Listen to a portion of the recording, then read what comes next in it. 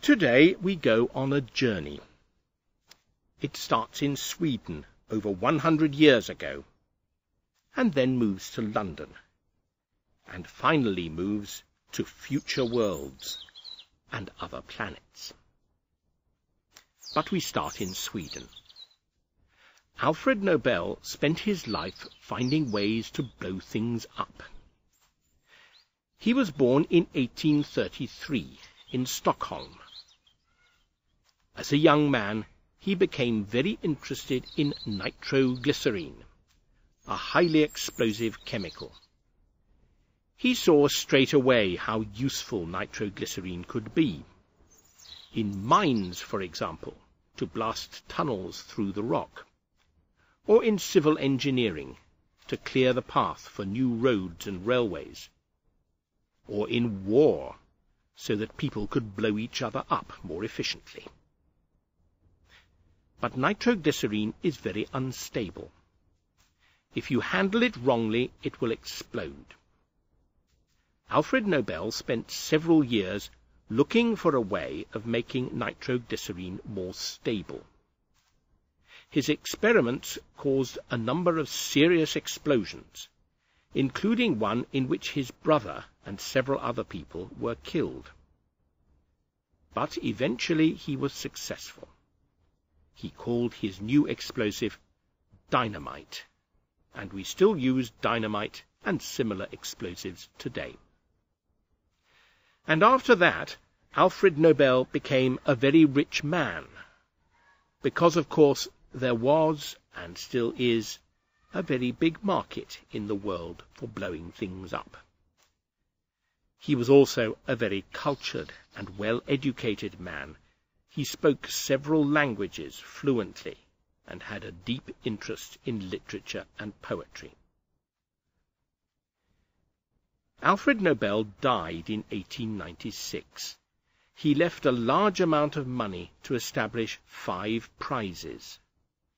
These would be awarded every year to people who had done outstanding things in the fields of physics, chemistry, medicine, literature, and the promotion of peace in the world.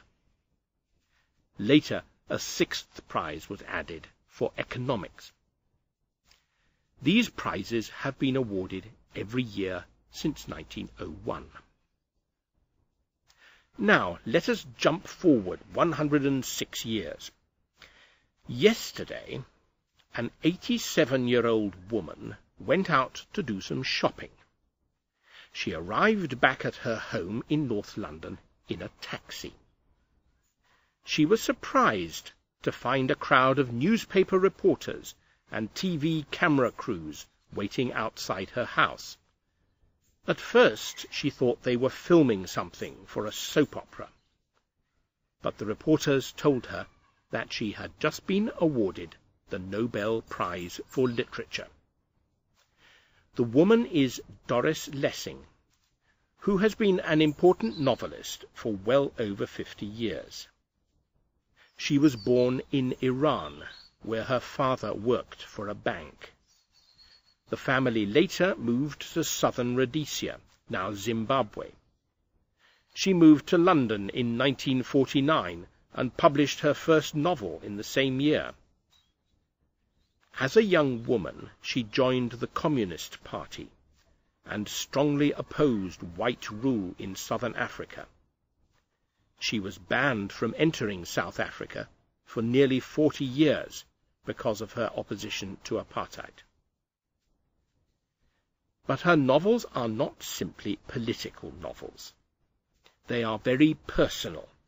That is, they explore what people feel and experience.